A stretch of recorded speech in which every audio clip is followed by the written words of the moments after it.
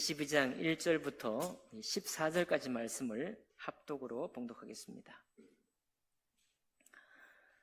신약성경 37쪽가량에 있습니다. 마태복음 22장 1절 함께 합독합니다. 시작.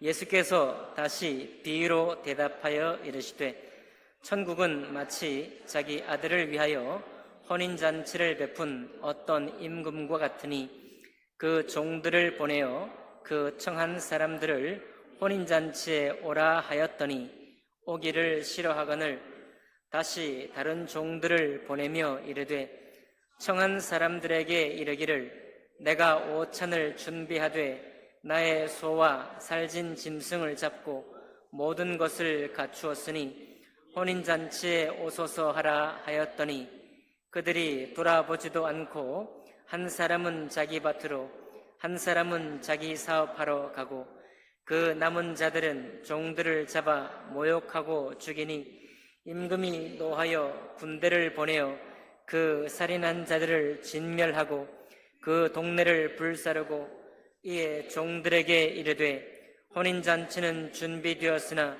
청한 사람들은 합당하지 아니하니 내 거리 길에 가서 사람을 만나는 대로 혼인잔치에 청하여 오라 한데 종들이 길에 나가 악한 자나 선한 자나 만나는 대로 모두 데려오니 혼인잔치에 손님들이 가득한지라 임금이 손님들을 보러 들어올세 거기서 예복을 입지 않은 한 사람을 보고 이르되 친구여 어찌하여 예복을 입지 않고 여기 들어왔느냐 하니 그가 아무 말도 못하거늘 임금이 사환들에게 말하되 그 손발을 묶고 바깥 어두운 데에 내 던지라 거기서 슬피 울며 이를 갈게 되리라 하니라. 청함을 받은 자는 많되 택함을 입은 자는 적으니라. 아멘. 말씀과 예배를 위해 기도하겠습니다. 살아계신 하나님 아버지, 오늘 이 예배 가운데 주님의 음성을 우리 마음에 들을 수 있도록 인도하시고 그 음성을 듣고 또 주님의 그 뜻 위에서 하나님의 나라를 세워갈 수 있는 저희들 교회와 성도들 될 수 있도록 인도해 주옵소서. 성령 하나님께 그와 같은 역사를 맡기고 의탁드리며 귀하신 우리 주 예수 그리스도 이름으로 기도하옵나이다. 아멘. 자리에 앉으시겠습니다. 오늘 읽은 말씀을 본문으로 해서 천국의 모델인 교회라는 제목으로 하나님 말씀 나누겠습니다. 이제 여름 사역을 우리 작년 나오미 여행을 끝으로 마치게 되었습니다. 가보지 못한 묵호 바다, 동해바다를 보고 왔는데 너무나 그 맑은 물결, 맑은 동해바다 물결을 보면서 감동이 되었습니다. 우리가 잠깐 그런 얘기를 나눴습니다. 야, 정말 애국가가 동해물과 백두산이 마르고 닳도록 이라는 이 가사가 얼마나 정말 잘된 가사인가. 서해물이라고 말하지도 않고 남해물이라고 말하지도 않고 동해물과 합당하다. 너무 맑고 깨끗했습니다. 처음 가본 묵호 바다도 너무나 좋았습니다. 여러분 휴가를 받아서 맑은 계곡에 다녀오셨나요? 또 맑은 바닷가도 다녀오셨나요? 휴가철 아니어도 우리가 마음만 먹으면 다녀올 수 있습니다. 그런데 서해 바다는 무슨 잘못이 있습니까? 남해 바다는 무슨 실수했나요? 그래서 제가 찾아봤습니다. 남해 바다와 서해 바다도 잘못한 건 아니기 때문에 서해 바다는 보통 황해라 그러죠. 황해. 연안 바다는 항상 그 갯벌에 물살 때문에 탁한. 그래서 어떤 소설가는 최만식이라는 소설가는 탕류라는 소설을 썼습니다. 탕류. 금강의 바닷물이 강물이 내려와서 서해 바다에 이르게 되면 거기에서 탕류, 탁한 물이 이루어진다. 이렇게 탕류라고 말했습니다. 그런데 연안 바다만 그렇지 서해도 그렇고 남해도 그렇고요. 조금만 나가도 푸른 물결은 매 마찬가지입니다. 그래서 스킨스쿠버 하는 사람들은 서해 바다도 가서 스킨스쿠버 하고요, 남해 바다도 갑니다. 보통 바닷물도 한 10m 정도 이 시야가 확보된다고 그래요. 그러니까 굉장히 멀리 볼 수 있는 거죠. 맑은 것입니다. 그런데 그 중에서도 이 청물이라는 물이 있어요. 청물. 제가 찾아보니까 홍도, 목포에서 이제 조금 나가야 되는 홍도에 가면, 홍도만 그렇지 않지만 홍도에도 이 청물이 들어오는 시기가 있다고 해요. 청물이라는 거는 국어사전에 안 나옵니다. 백과사전에도 안 나와요. 오직 스킨스쿠버 하는 사람들이 주로 쓰는 용어 같습니다. 이 청물. 아마 말걸 청자를 쓰겠죠. 물은 청수 그러지 않고 청물이라고 표현을 하더라고요. 이 청물이 들어오는 때가 있대요. 청물이 들어오게 되면 보통 때 10m 정도만 시야가 확보되는데 훨씬 더 멀리 아주 맑고 투명한 그런 바닷물이 이루어진다고 합니다. 그래서 이제 여러분 서해 바다라고 해서 무시하면 안 돼요. 서해 바다도 청물이 들어오는 때가 있어서 너무도 맑고 투명한 그런 때가 있다고 합니다. 그런데 그래서 우리가 보통 동해 바다는 우리 바다죠. 서해 바다도 우리 바다죠. 남해 바다도 우리 바다잖아요. 그래서 국가 간에 이제 뭐 고기를 잡을 뭐 이렇게 경제적인 이득 때문에 자기 나라 땅을 정하고 있긴 하는데요. 청물이 들어오는 거 언제 들어오느냐? 청물이 들어오는 거는 우리나라 바다에서 들어오는 게 아니라 일본 쿠로시오 난류라는 난류가 올 때 들어온다고 합니다. 그러니까 우리 바다가 우리 바다만은 아닌 거죠. 우리가 경제적으로 국가 간의 어떤 그 경계 수역을 정하기 위해서 우리 바다, 남해 바다 이렇게 말하지만은 난류, 여러 가지 해류의 영향을 다 받고 있는 겁니다. 쿠로시오 난류라는 것이 일본이라는 이 나라를 동쪽으로, 그러니까 중국의 남중국해를 거슬러 올라와서 일본 그 열도를 좌우로 훑고 오는 난류가 바로 쿠로시오 난류라고 해요. 처음 들었습니다. 쿠로시오 난류. 따뜻한 물이 올라오면 그 따뜻한 물 속에 이제 우리 홍도를 굉장히 맑게 만드는 이 청물이라는 물이 들어온다고 합니다. 그러면 뭐 스킨스쿠버 하는 분들은 그냥 그날이 되면 기다렸다가 아주 바다에 뛰어들어가지고 멀리 깨끗한 바다를 볼 수 있다고 합니다.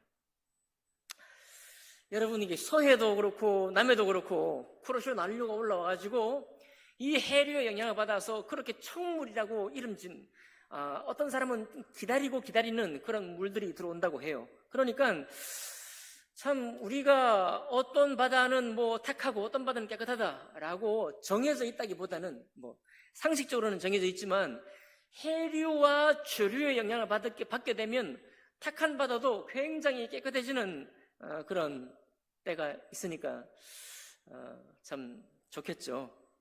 여러분, 그래서 세상을 생각할 때도 마찬가지입니다. 교회를 생각할 때도 마찬가지예요. 세상이 탁하다, 우리가 종종 자주 고백하고 교회도 탁류에 있다, 교회도 저 탁하다 이렇게 말할 때가 있지만 여러분, 스킨스쿠버 하는 사람들은 청물이 들어온다고 말하지도 않고 청물이 터진다 이렇게 말한대요. 한번 따라해 볼까요? 청물이 터진다. 터져야 돼요. 청물이 터지면은 어떤 바다도 뭐 맑은 바다 못지않게, 여러분 우리가 뭐 해외에 가서 아주 연한 바다의 옥빛 바다를 보지 않습니까? 얕은 바다의 옥빛 물, 그리고 너무 맑아가지고 돌도 자갈도 다 보이는 그 맑은 것을 보지만은 이 청물이 터지게 되면 어떤 곳도 그렇게 맑아진다고 해요. 여러분, 그러니까 교회도 이 세상도 사실 하나님의 주관 속에 있기 때문에 세상도 탁하지만 하나님의 주권 속에서 때로는 맑게 되기도 합니다. 희망의 어떤 사건들을 하나님이 보여주시거든요.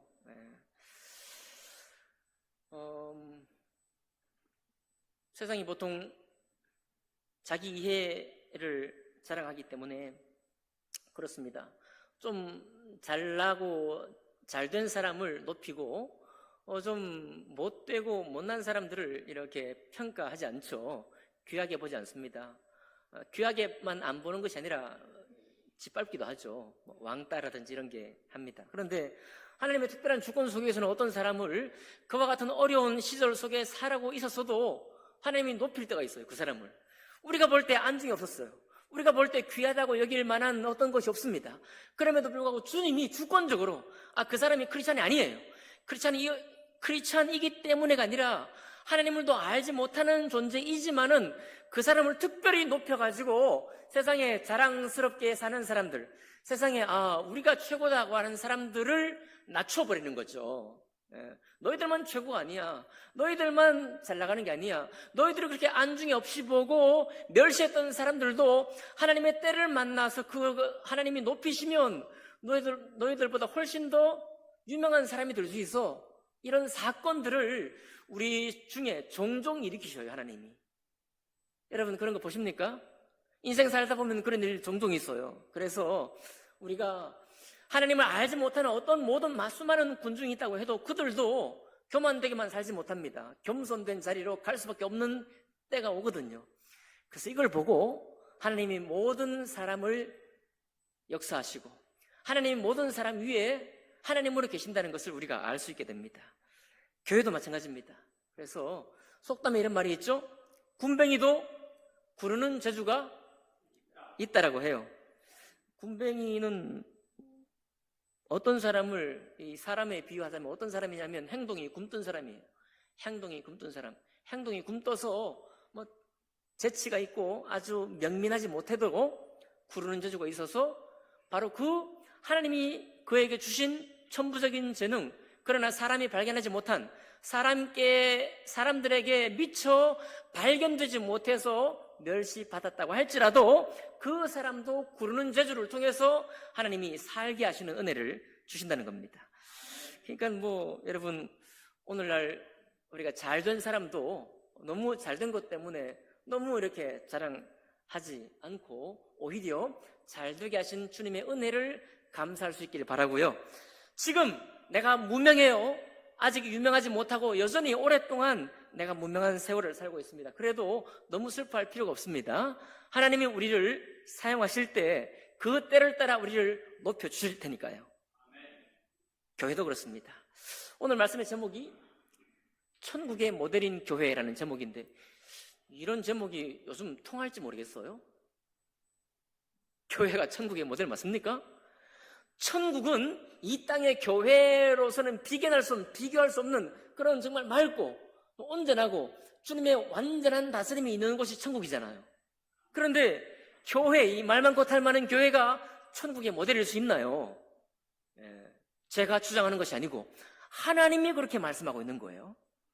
오늘 말씀 보니까 굉장히 복잡하다는 이야기가 있는데 이 이야기를 정리하면 그렇습니다. 하나님이 이 비유를 해석하면 유대인들을 택하셔서 천국으로 초대했어요. 초대했더니 유대인들이 막 자기가 잘났어요. 우리는 하나님께 택함 받을 만한 이유가 있다 자랑하면서 하나님의 백성이라고 주님이 인정했지만은 그러나 하나님의 백성답게 살지를 못했습니다. 그래서 뭐라고 주님 하고 있습니까?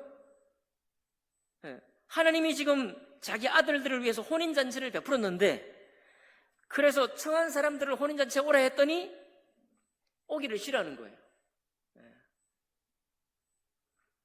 역사적으로 보면 유대인들이 가기를 싫어하는 겁니다. 또 보내서 살진 소와 짐승을 잡고 모든 것을 갖추었으니 오라! 라고 했더니 뭐라고 합니까? 5절에 돌아보지도 않고 한 사람 어디로 가요? 자기 밭으로 가고 한 사람은 또 자기 사업하라고 오고 그리고 6절에 보니까 이 사람은 더 악해서 종들을 잡아 모욕하고 죽여요. 하나님이 천국 잔치를 배설했다. 살진 소를 잡고 모든 먹을 것과 입을 것과 마실 것과 그리고 하나님의 아름다운 것을 다 마련했으니 와라 라고 했는데 그 말을 전하는 종들을 잡아 죽였다 이겁니다.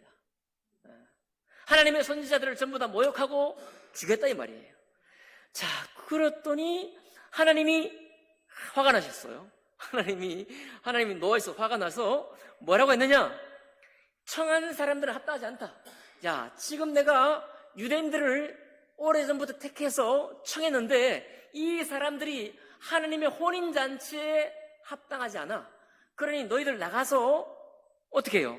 내 거리 길에 가서 초대장을 받지도 않은 사람들, 그 사람 만나는 대로 초대하라. 혼인잔치에 청하여 오라. 그랬더니 10절에 종들이 길에 나가서 악한 자나 선한 자나 만나는 대로 모두를 데려왔습니다. 네? 악한 자 선한 자 상관없이 만나는 대로 아무든지 하나님의 혼인잔치에 초대했어요. 그랬더니 혼인잔치에 손님이 가득해요. 자, 여러분 만약 이게 만약 천국이라면 이해가 안 되는 거죠. 이 사람들 천국에 들어갔어요, 안 들어갔어요? 들어갔다고 그랬잖아요, 그렇죠? 종들이 길에 나가 악한 자나 선한 자나 만나는 대로 모두를 데려와 혼인잔치에 손님이 가득해요. 그러니까 혼인잔치가 다 들어온 거예요. 그러니까 이걸 천국으로 이해하면 이해가 되나 안 되나 하면 이해가 안 돼요. 예, 천국에 들어왔는데 또 내보낼 수 있나요? 예, 그렇지 않죠. 이 교회를 말하고 있는 거예요, 교회. 그러니까 하나님이 천국은 마치라고 비유하면서 이 천국을 지금 무엇으로 말하고 있는가 하면 교회라는 겁니다. 교회. 이 교회, 이방인들, 우리 하나님이 첫 번째 약속하지도 않고 택하지도 않은, 언약으로 택하지 않은 유대인들을 아닌 우리를 누구든지 한국 사람이나 미국 사람이나 뭐 일본 사람이나 중국 사람이나 누구든지 오라 하고 초대했더니 이 교회에 가득한 거예요. 이 교회에 하나님의 베푸신 하나님의 통치, 하나님 말씀이, 하나님의 축복이 있는 이 교회에 많은 사람들이 앉아 있는 것입니다. 자, 그런데 무슨 얘기하는 거예요? 앉아 있는데 잘 왔다, 그렇죠? 하나님의 초대를 인정하고 받아들였으니 잘했다. 그런데 임금이 다시 와서 온 사람들을 딱 보니까 11절에 누가 있어요? 예복을 입지 않은 한 사람이 있는 거예요. 예복을 입지 않은 사람이. 그걸 보고 친구야 어찌하여 예복을 입지 않고 여기 들어왔느냐 하니 그가 아무 말도 못하거늘. 그 다음에 임금이 사환들에게 말하되 그 손발을 묶고 바깥 어두운 데 내던지라. 거기서 슬피 울며 이를 갈게 되리라. 자, 교회라고 이해를 해야만 이거 이해가 되는 거예요. 여러분, 교회에 하나님이 예수 그리스도와 은혜를 통해서 교회에 불러 모았습니다. 모든 사람이 여기에 주님을 신하고 주님을 고백하며 여기 있는 것 같아요. 조금 더 어려워지죠? 그럼에도 불구하고 처음에 우리는 이것을 어떻게 적용했는가 하면 교회는 비록 왔지만은 예수 그리스도를 믿는 믿음이 없어서 이런 사람들을 마지막 날에 내어보낼 것이다. 이렇게 우리가 말씀을 전했습니다. 그리고 그 말씀도 여기에 합당합니다. 맞아요. 그런데 여기서 좀 더 나가야 됩니다. 왜? 예수 그리스도의 예복을 입었습니다. 그러면 여러분, 예수 그리스도의 예복을 입었다 이 말은 무슨 얘기입니까? 예수 그리스도의 은혜를 입었어요. 주님께서 우리를 구원하셔서 하나님의 자녀가 되는 은혜를 우리에게 주셨습니다. 그래서 우리를 하나님의 자녀로 살게 하신 거예요. 자, 그러니까 죄에 대해서는 죽고 하나님의 은혜와 의에 대해서는 살았다. 그 산 사람들이 모였기 때문에 이제 우리가 무엇을 위해 살 것이냐 하면 죄를 위해 사는 것이 아니라 하나님의 의, 하나님의 나라를 위해서 사는 사람으로 여기 있는 것입니다. 그게 바로 구원받았다는 말의 참된 뜻이에요. 그러니까 예수 그리스도의 옷을 입었다 이 말은 예수 그리스도의 옷을 입었기 때문에 그분을 따라서 살기로 한 사람들이 여기 앉아 있는 거예요. 세상에는 많은 철학 중에 의상 철학이라고 있습니다. 의상 철학. 의상 철학이 뭐냐면 우리가 입는 대로, 우리의 단장한 대로, 우리의 외모, 외양에 갖추어진 대로 우리가 산다는 거예요. 자, 영국의 의장대, 버킹엄 궁전의 의장대 보셨나요? 이 사람들 관광지에 온 사람들이 뭐 약간 뭐 놀리기도 하고 막 이렇게 간지럽히진 않았나요? 아무튼 그 반응이 있도록 막 이렇게 하면 반응할 것 같지만은 이 사람들 훈련받은 거예요. 의장대 옷을 입고 훈련받았기 때문에 전혀 미동하지 않습니다. 미동하는 영상을 잠깐 보긴 했지만은 미동하지 않는 거예요. 왜냐하면 이 사람들은 자기 이름으로만 거기 있는 것이 아니고 의장대, 왕궁을 지키는 근위대, 그죠? 근위대로 거기 있기 때문에 그 옷으로 그 복장에 맞는 태도와 삶을 사는 거예요. 그렇죠? 맞습니다. 우리가 일할 때 입는 옷, 농사 지을 때 집에 쉴 때 입는 옷, 그리고 높은 사람을 만날 때 입는 옷 다르잖아요. 왜 다릅니까? 그게 다 마음가짐이죠. 그죠? 마음가짐이어서 그 옷에 맞게 우리의 마음이 만들어져 가요. 그날 그 옷을 입은 대로 내가 그런 생각을 합니다. 그런 자리에 가면 그런 생각에 맞추어서 내가 생각하고 행동하는 거예요. 이런 것을 바로 의상 철학이라고 합니다. 예수 그리스도로 옷 입었다 이 말은 그냥 내가 죄인이었다가 예수님의 피값으로 내가 용서받은 사람이 되었구나 하고 끝나는 게 아니에요. 예수 그리스도로 우리는 옷을 입은 겁니다. 여러분과 제가 내 이름으로 살지만 내가 이렇게 예배 복장으로 와서 입고 있지만은 우리는 이 옷으로 입은 사람이 아니라 예수 그리스도로 옷을 입은 사람들인 거예요. 그러니까 주님과 함께 동행하는 삶을 사는 것입니다. 주님의 말씀을 따라 순종의 삶을 살기로 벌써 태도와 우리의 마음이 준비된 채로 사는 거예요. 그것을 바로 예수 그리스도로 옷 입었다라는 말입니다. 그럼 여기서 처음부터 들어오지 말라 그러지. 그죠? 처음부터 안 들어오라고 그러면 안 들어올 텐데 다 들여오게 한 거예요. 여러분, 이러니까 다른 말씀이 생각나지 않습니까?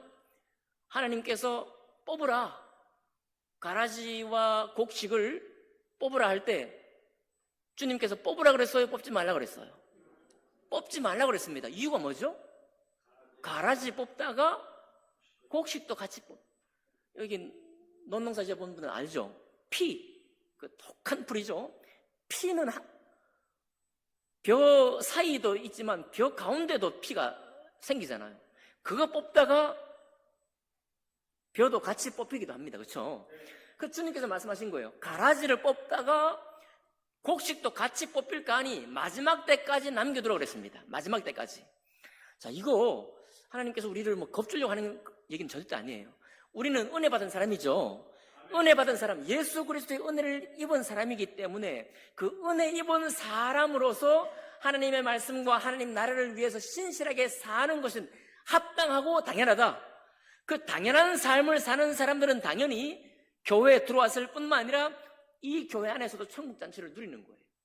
그런데 교회에 들어왔지만 물론 여기 예수 그리스도를 진실로 고백하지 못한 사람도 있지만은 고백했다고 할지라도 고백만으로 마치고 하나님 나라를 위해서 주님과 함께 걷는 삶을 내가 살지 않는 거예요. 만약 그렇게 된다면 우리가 어떤 곡식이 되느냐, 우리가 어떤 열매가 되느냐 하면은 13절입니다. 예수님께서 12절에 하는 말이에요. 이르되 친구여 어찌하여 예복을 입지 않고 여기 들어왔느냐? 두 가지입니다. 어찌 예수 그리스도를 믿지 아니하고 예수를 주님으로 고백하지 아니하고 여기 와 있느냐? 첫 번째입니다. 두 번째, 예수를 주님으로 고백했지만 그러나 고백한 이후에 너의 삶이 하나님의 말씀과 천국의 그 나라를 위해서 기쁜 마음으로 함께하지 못했느냐? 두 번째, 이 질문을 주님이 던지는 것입니다. 어떻게 이런 해석이 가능합니까? 요한계시록 19장 7절에서 10절에 이렇게 말씀하고 있습니다. 우리가 즐거워하고 크게 기뻐하여 하며 그에게 영광을 돌리세. 어린 양의 혼인기약이 이르렀고, 똑같죠? 마태복음의 혼인잔치하고 요한계시록의 혼인기약 똑같습니다. 어린 양의 혼인기약이 이르렀고 그의 아내가 자신을 준비하였으므로 신랑 되신 예수 그리스도를 만나기 위해서, 마지막 주님을 만나기 위해서 우리 자신이 신부처럼 준비하는 것이죠. 준비하였으므로 그에게 빛나고 깨끗한 세마포 옷을 입도록 허락하셨다. 우리 신부된 우리가 빛나고 깨끗한 세마포 옷을 입도록 허락을 받은 거예요. 그런데 이 세마포 옷이 뭐냐? 이 세마포 옷이 뭐냐면 성도들의 옳은 행실이로다. 아멘 합시다. 이 세마포 옷은 예수 그리스도다. 이렇게 계시록에 말하고 있지 아니하고, 예수 그리스도 옷을 입는 것은 당연한 것인데, 이 옷은, 이 세마포, 빛나고 깨끗한 세마포 옷은 성도들의 옳은 행실이로다 라고 분명히 밝히 말하고 있습니다. 천사가 내게 말하기를 기록하라. 어린 양의 혼인잔치에 청함을 받은 자들은 복이 있도다. 오늘 여기는 청함 받은 자는 많되 택함을 입은 자는 적으니라 말씀하고 있잖아요. 그죠? 여러분, 우리가 이 땅에 살아가면서 고백합니다. 이 땅에 사는 삶도 계획하고 열심을 쏟고 거기에 남과 경쟁 가운데에서 때로는 죽을 똥 살 똥 힘을 써야 어떤 좋은 열매를 이루어냅니다. 맞나요? 근데 교회는요, 은혜를 너무 강조하고 믿음을 너무 강조하다 보니까, 그리고 한국 사회 특별히 너무나 세파에 찌들어요. 세상 사는 사람이 너무 쉽지가 않은 거죠. 그러니까 교회에 와서 안식을 누리고 싶어 하는 거예요. 우리 마음이 기본적으로. 여러분도 그렇죠? 저도 그래요.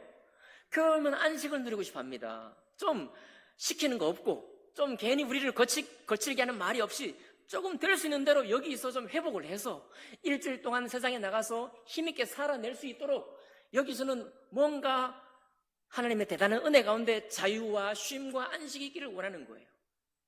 맞습니다. 여러분, 예수 그리스도 안에 쉼과 안식과 자유가 있습니다.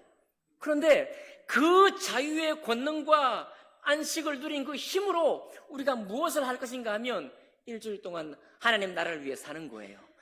어떻게 보면 헌신된 종들은 더욱더 계획하고, 그리고 하나님 나라가 왕성하고 견고히 세워지기 위해서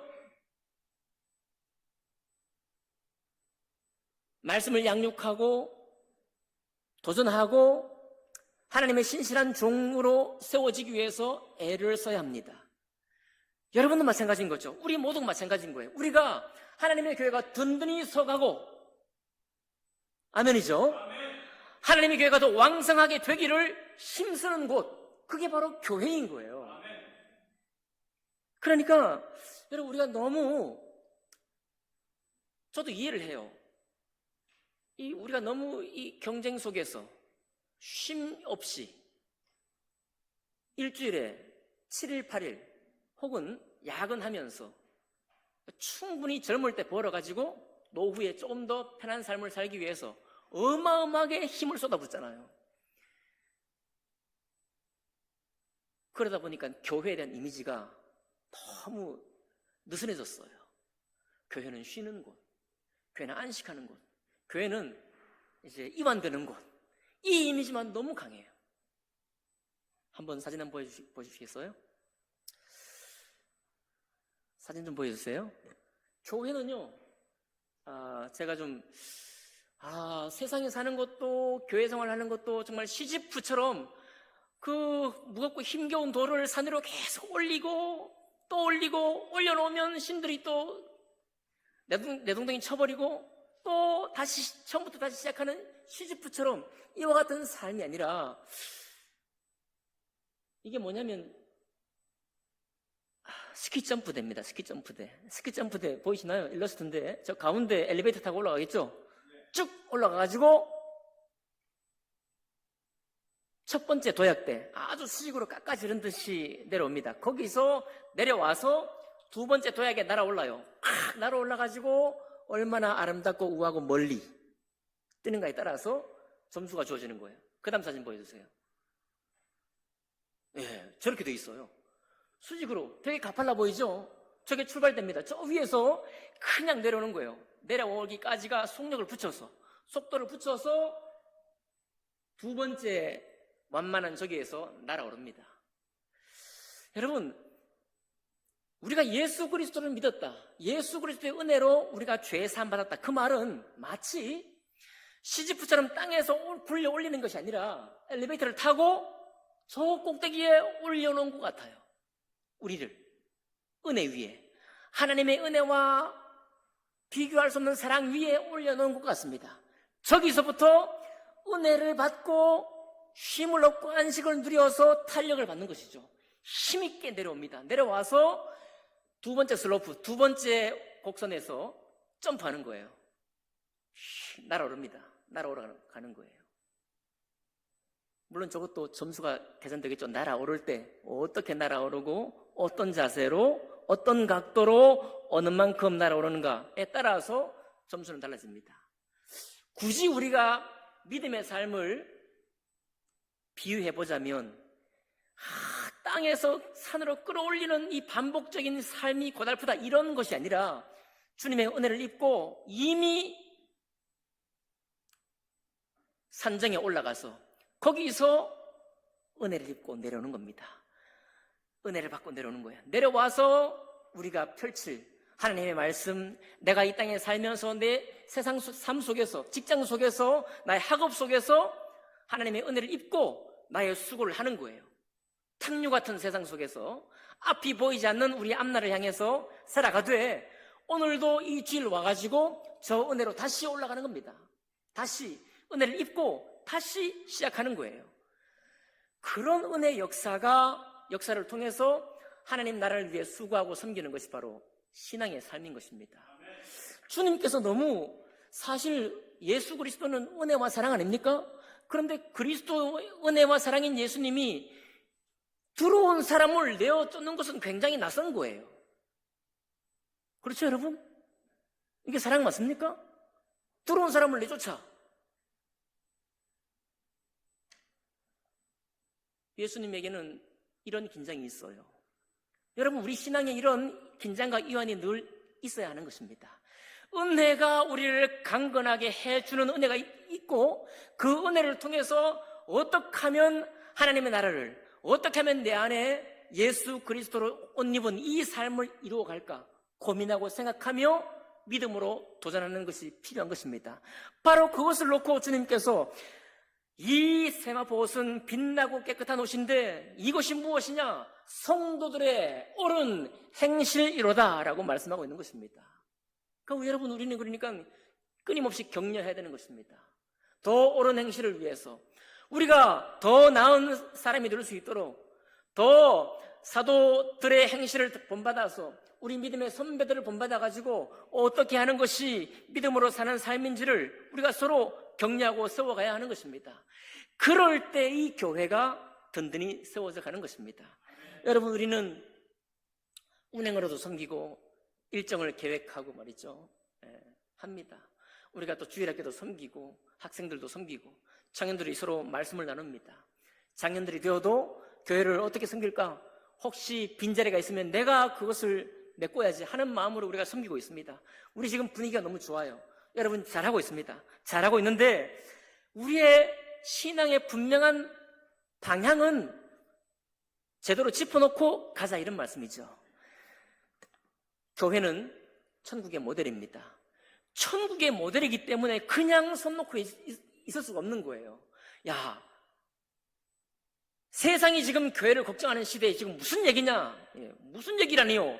예수님이 하는 얘기입니다.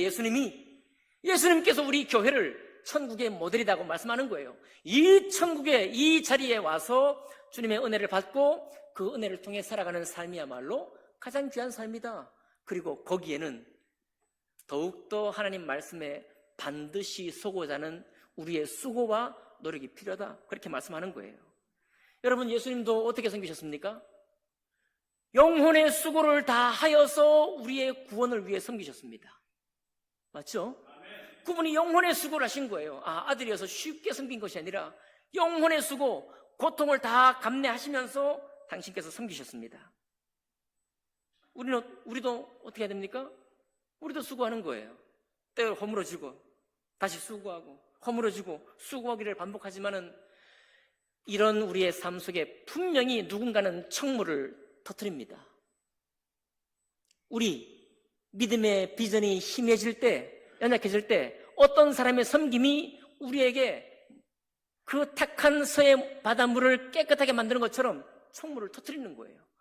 누군가 한 사람이 청물을 터지게 만듭니다. 또 누군가 한 사람이 이어받아 청물을 터지게 만드는 거예요. 그러면 우리가 일상적으로 자주 보게 되는 교회의 어떠한 모습과는 상관없이, 마지막 사진 한번 보여주실까요? 네, 이게 쿠로시오 해류라는 거예요. 해류. 서해 바다가 그냥 서해 바다로 고정되어 있지 않습니다. 동해 바다가 동해 바다로 그냥 물이 아주 갇혀 있는 게 아니에요. 이 해류가 덤벼드는 것입니다. 해류가 올라오는 거예요. 올라와서 그 물들을 새롭게 바꾸는 것입니다. 여러분과 제가 다 한 사람 한 사람이 이 해류의 주인공이 될 수 있는 것입니다. 우리가 바로 변함없다, 변하지 않는다, 그런 얘기를 반복할 것이 아니라, 세상이 다 그래, 교회가 다 그래, 이런 이야기를 반복할 것이 아니라, 우리가 바로 저 해류가 되면 되지 않겠습니까? 우리 한 사람이 청물이 터지면 되지 않겠습니까? 그게 바로 주님께서 기뻐하고 원하시는 거예요. 그때 주님께서 말씀하십니다. 청함받은 자는 많되 뭐는 적으니라. 택함을 입은 자는 적으니라. 적다고 그랬지 없다고 말하지 않았습니다. 그 적은 택함 받은 자, 성도의 옳은 행실을 위해 수고하는 사람, 믿음의 성장을 위해서, 믿음의 견고한 믿음이 되기 위해서 수고하는 사람, 바로 그 사람이 청물을 터뜨리는 것입니다. 교회는 그렇게 될 때 천국의 모델로 손색이 없는 것입니다. 탕류가 있다고 해서 교회가 아닌 것이 아닙니다. 여러분, 흐린 물이 있다고 해서, 이상한 분위기가 형성됐다고 해서 교회가 천국의 모델이 아닌 게 아니에요. 천국의 모델은, 주님도 죄 많은 세상에 오셨잖아요. 그렇죠? 탕류밖에 없을 때 주님이 오셔서 하나님의 나라를, 혼인잔치를 기약하고 말씀을 세우셨습니다. 마찬가지입니다. 여러분, 우리도 우리의 눈을 들어서 이제 1년에 몇 번 맑은 물을 못 보지만은, 그러나 우리 스스로가 하나님의 뜻을 따라서 예수 그리스도로 옷을 입었기 때문에 그분을 따라 살기로 작정하고 또 수고하고, 하지만 무엇으로 시작해요?